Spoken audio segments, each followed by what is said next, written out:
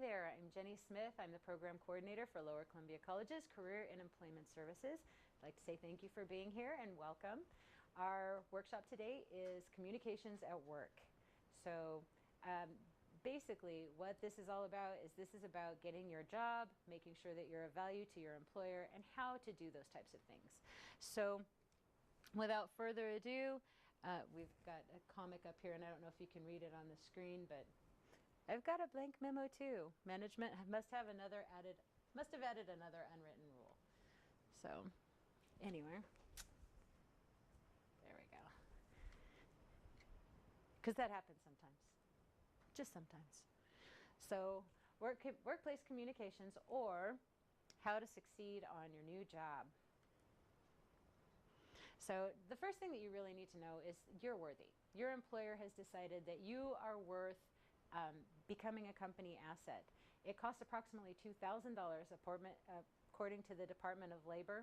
It costs approximately $2,000 to get a new employee trained and up to speed in the position that they've been hired for. And that could be dramatically more depending on the position. So this is just an entry-level position. They have decided that you are the perfect asset as a brand new company representative, and they're planning to spend that money on you, so only you can assure that you're going to be that type of valuable for your new employer.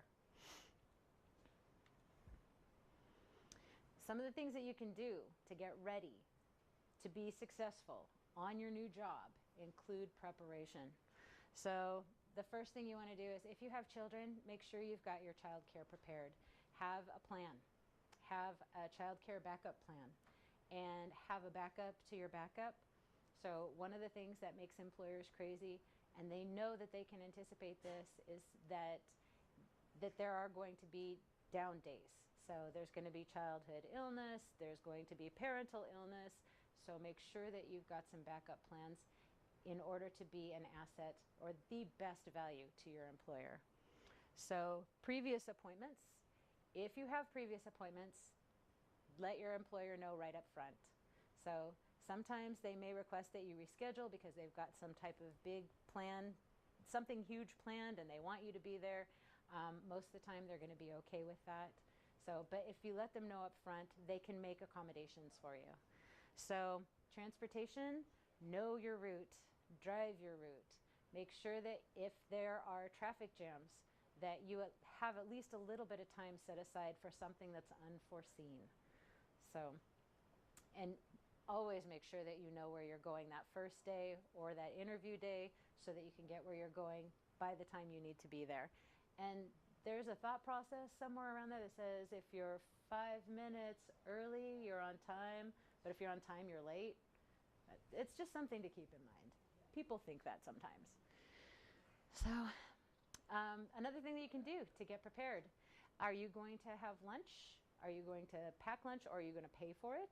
So don't run on an empty tank at work. It's kind of a sign of respect for your co-employees that you are prepared and ready to work when you're supposed to be at work. Same type of deal. Make sure your clothing is clean, neat, and pressed. So minimal perfume. There are allergies, lots and lots of allergies. And when you're getting ready to go to work, practice your trial runs. So time yourself. Then account for traffic, possibly some resistant family that doesn't particularly want you to leave. So if you know that you are going to encounter social butterflies on your way in, people that just have to talk to you and communicate and visit, if you allow a little bit of time for them too, that's not a bad thing. So just plan on being at work, on time. So the first few days, it's going to be a lot of paperwork. So bring your Social Security card, any other type of ID, your driver's license, and requested legal documents. So be prepared to read through policies, manuals, instruction manuals, department manuals. Be prepared to do that the first day, because you want to make sure that you're getting the information that you need, the broad overview, in order to be impactful at your new position. And if at all possible, ask for a copy of your job description. And this isn't so you can go up to your employer and say, hey, That's not in my job description. I don't have to do that. That's so that after you've worked there for a couple months, you can go through your job description and you can say, I've done this, check.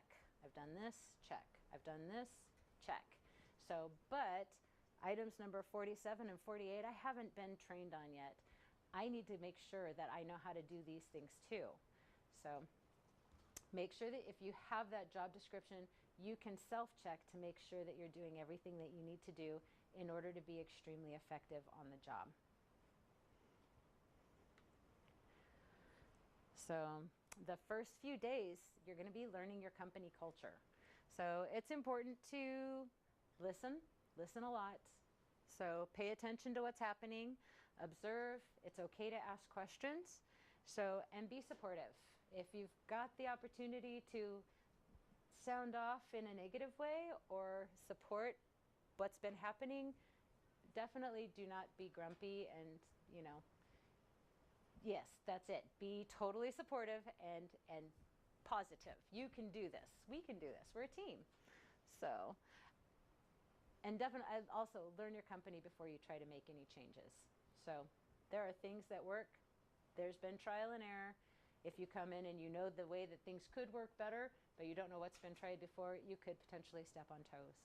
So pay close attention first. So the first few days, and then some. Remember that each moment that you're being paid, your time does belong to your employer. You don't have to change for them, but they are renting your time from you. So you want to represent your employer well. Plan to do things the way that they ask you to do them. If you have anything that you need to discuss with an employer, you can do that at a time after you've tried their way first. So at least give it a shot. Then connect with the employer and say, can we try something new? Be present, be on time, and call if you know that there's going to be a work conflict. So it's not okay to come in late. It's not okay to not call your employer. They're depending on you. Your coworkers are depending on you. Your employer is depending on you. Your company is depending on you. And in order to be an asset to your company, you need to let them depend on you by allowing them to know if you're not going to be there. Be focused at work. Cell phones, social media, politics, religion, home circumstances, personal convictions, you can have them all, but none of them should interfere with work. So leave all those things outside of your workspace. Cell phones, outside of your workspace. So if you instinctively minimize your work screen, that is an indication that you may be doing things that you probably should not be doing at work. So reevaluate your actions and plan accordingly to make sure that that screen can stay fully functional the entire time your boss is standing around. So there are two top reasons that people do get fired from positions after they've been hired and the employer knows that you're going to be great. There's two ways that you can mess that up personally. So one of them is you don't know how to accept feedback. Now, sometimes employers are not really great at giving constructive feedback. So your ability to self-soothe and turn it into something that you can work with, that's on you. You want to be able to accept constructive criticism and apply it. And then if an employee was unable to understand and manage their own emotions, or assess the emotions of others, that's another reason that people get fired. So it's emotional intelligence. It matters. It matters a lot. So in fact, having hard skills will get you hired, but lacking soft skills, that can get you fired. So be a master of your own emotions. It's important. So some of the soft skills that are in demand right now, well, actually, generally speaking, some of them are leadership, which includes taking responsibility, making effective decisions, communicating effectively, prioritizing tasks. Those are all things that you could potentially even put on your resume. So you don't label them soft skills, you label them leadership skills. Stability, exhibiting self-control. So having empathy, believing in your own self-worth, and working well in teams. Those are things that are going to matter to a potential employer They create a team environment that's sound. Self-motivation includes managing your time, setting goals, persevering, and knowing how to learn. So sometimes you have to actually do some investigative work to know how to do your work effectively. And if you know how to learn, that is a soft skill that will pay off in spades. Those are all soft skills that you can apply on almost every position. So, wise choices at work.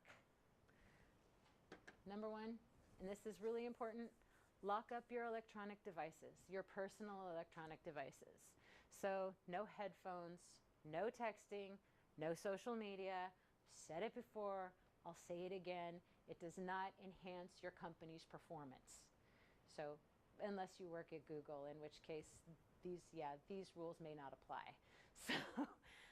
But one of the things that if you wear headphones a lot, it's like a barrier. It stops other people from connecting with you. You could wear headphones and have an invisible wall around you that people don't feel you're approachable when they see that. So keep the headphones out when you're with your public, your clients. Time management. So one of the things that you can potentially do, make a list of you're working at the front desk or you're working on your job and you're not sure what to do next. You know you've got other things you can work on. Make a list of questions that you would like to ask your employer rather than running back and forth and back and forth and checking with your employer and then leaving and then stopping what you're doing and going to talk to them again and then coming back. So make a list of those questions and keep yourself busy doing other things that you know you have to do anyway until you can get those questions answered all at once. It's just effective. Practice your hard skills. So the things that you've been trained to do, practice those, but take some chances early in the, at the beginning. Make a few mistakes, know how to correct them. So someone's going to need that ability, that skill set somewhere along the line. If you know how to correct mistakes, you're going to be an asset. Avoid gossip. If you can't say it to someone, don't say it about someone. And sometimes don't say it to them either. So be prepared to work hard. And we've had employees or we've had coworkers before that come in and they're like, duh, I feel so tired. I didn't get any sleep last night. It was so hard. But that doesn't allow you to put your best foot forward. So be prepared for work. Be clean, well-rested, or at least caffeinated, focused, and ready to work by your scheduled time. So the things that happened off time are not consequential when your employer is paying for things to be done. So another thing that you can do that is a wise choice at work is learn your coworkers' names. So some places are extremely large, but knowing the names of your coworkers will allow them to connect with you, to bond with you, to feel like they're understood by you. And if you have the ability to ask them for help or offer them help, either one of those are great ways to create rapport. Find service gaps. If point A is complete, from point A to point B, the job has been completed. And then point D to point E, the job has been completed. But from point B to point D, there's some wishy-washy. Find out where that's happening and fill the gap. Make sure that you're allowing things to run extremely smoothly. So if you know where that gap is and you're filling that gap, you're increasing your overall knowledge of the product or service that your employer is providing. And you can become an asset. So find or note ways to improve yourself. It's really easy for us to note the ways to improve other people, but that's not nearly as effective or long-lasting as finding the ways that we can self-improve and working on that versus explaining to other people how they could be better. So, and it's an investment in you. So, customer interactions. Who are your customers? It's important that you're able to identify your customers. A lot of times your customers are a lot more extensive and far-reaching than you ever would have imagined. So they're the people who come in and buy your product or service, So, but they are also your vendors. If somebody supplies your product or service as well, that could potentially be a customer. So family members are your customers. People, the coworkers, people that you work with, they can decide that they will never shop at your place again as long as you're working there. They are also your customers. So it's important to be kind and warm and friendly to everyone when you are representing your employer. And this is just so you can be a value to your employer. So, and that means that if you have a really cranky customer, you have to be nice to them anyway. So the way that you are engaging with a customer, you smile, you make eye contact. Even if you're on the phone or otherwise distracted, you want to make sure that you stop what you're doing and make eye contact with your customer so that they know that you're waiting, or not that you're waiting, but that you're getting prepared to help them. So acknowledge them, let them know that you know they're there. If you have the opportunity to greet them, that's ideal. So find out how you can assist and presume that you can assist. So courtesy and respect are mandatory, even if the customer is an ex. So just something to be prepared for. Your employer's paying you to represent them well. Even your exes have to be served with dignity.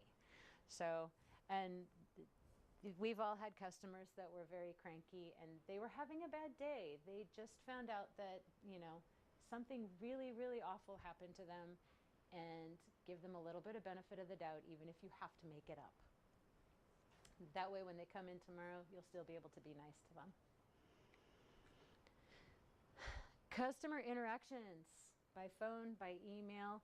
Anytime that you can, make sure that you return emails and phone calls in a timely manner.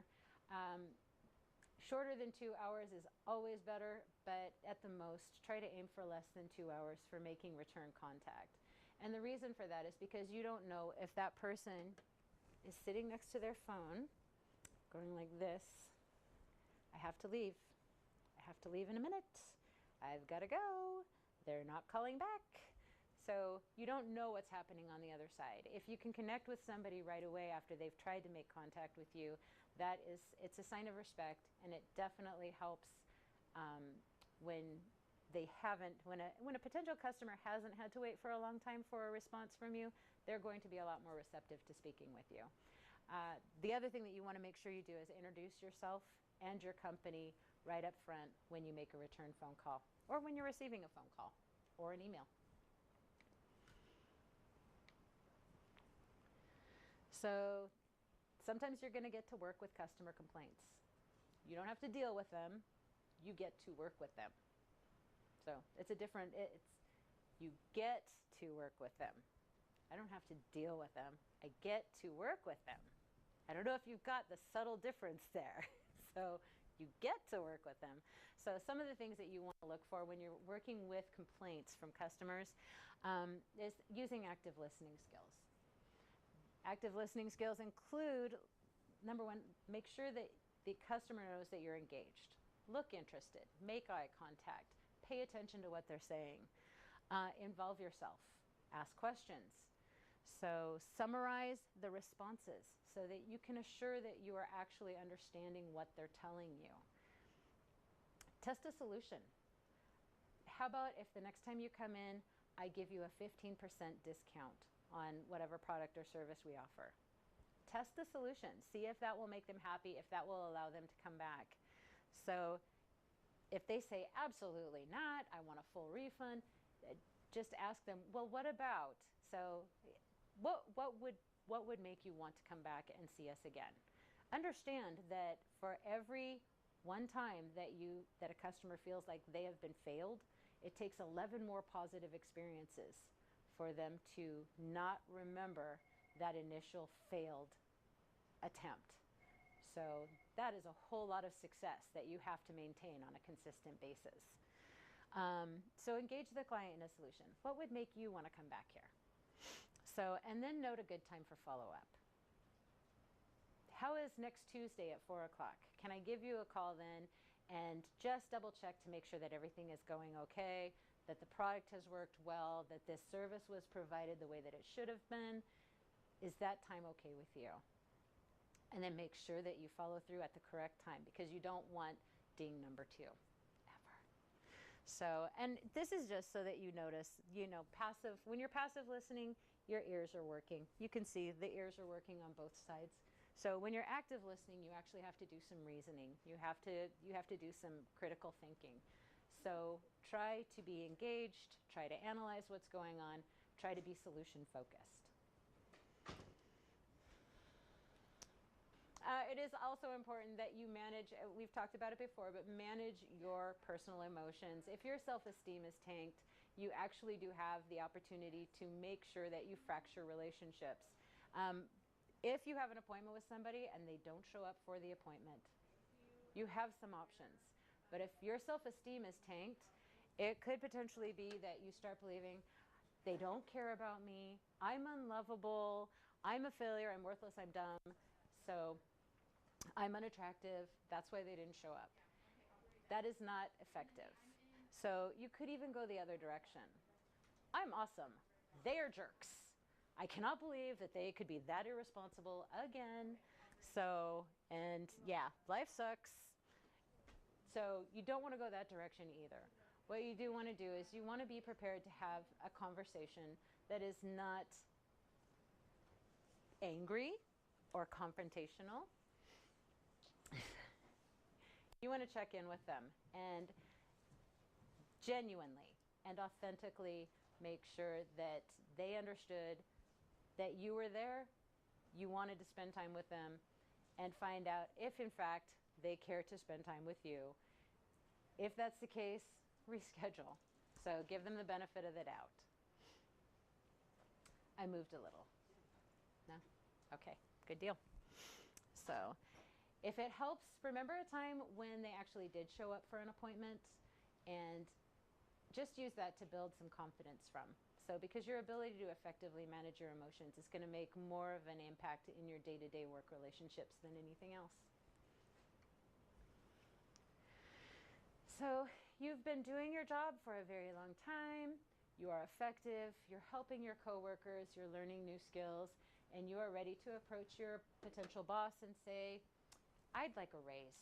I'm kind of awesome, and I just need you to know that I would like a raise, or I would like a promotion. Thank you very much. There are a few things that you're going to want to do in order to qualify why you are worthy for that.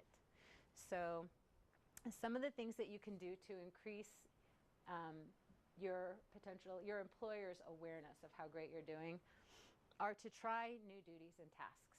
So if you've got a coworker that's working on something and you want to know how to do that, ask if you can help. Ask if you can watch them doing a particular type of job so that you can learn how to do it effectively. Request being cross-trained. So research. You can research. Hone your professional skills and expertise by reading, by double-checking YouTube, attend workshops or classes. Make sure that you are always ready to learn new skills if you would like to be promoted. You don't come in and just learn your job and then get the promotion. You learn things outside of your job if you want to get a promotion. So check internal job postings. A lot of companies hire from within first. If that's the case, you have eliminated a lot of your competition. So check the internal job postings first and apply for those internal positions. Keep track of your accomplishments. If you are awesome and you have been tracking the fact that you were responsible for this, that your team was successful at something else, and that you stayed positive and productive during a really difficult time, make sure that you're keeping track of these types of achievements so that you can let your HR people and your potential boss know that this is what you're made of. This is the kind of awesome that you are. So if it was a team effort, however, don't let the potential boss know that you did it all by yourself, because that could come across as bragging. Make sure that you give due credit to an entire team if it was a team effort. And be prepared. So be prepared. Sometimes the answer is no. you're not going to get that promotion. So if you throw out a threat, if I don't get this promotion, I'm going to quit, just make sure that you are able to follow through on that threat, because the likelihood is they might help you. So don't make threats that you're not intending to keep. How's that? That's awful. So just don't threaten. Don't threaten anything. Be the normal, amazing, awesome self that you are, but be prepared that sometimes other people are more qualified. So, and if you plan to stay, communicate your ambition and reevaluate the things that you can do to improve for the next time that opportunity comes by. Finally, make sure that you use gratitude at the workplace. So it matters a lot. If a coworker handles a difficult conversation extremely well, let them know. Tell them good job. So if they indicate that their work time needs to be respected, that's a difficult conversation. Share the kudos. So say that it matters too. So, and if they take the initiative to help out on a project, definitely say thank you. So, and that being said, I do also want to say thank you for attending this workshop. It has been a pleasure having you here. And there are a lot of other workshops that we offer here at Lower Columbia College. You don't have to be a student to come to our workshops. We have workshops like networking, resume strategies, starting your own small business, checkered past, applications, interviews, dress for success, and a very large host of others. So please feel welcomed, even if you're not a student, to come into our workshops. The workshop calendar is available online on our Career Services webpage, which is located at lowercolumbia.edu/career-services. And if you have any questions or concerns, you are always welcome to give us a call or an email. We are at 442-2330 for appointments or just questions. And then you can email careerhlp@lowercolumbia.edu. Again, for appointments or just generalized questions. Thank you for attending. I appreciate your time, and I hope this has been very helpful for you.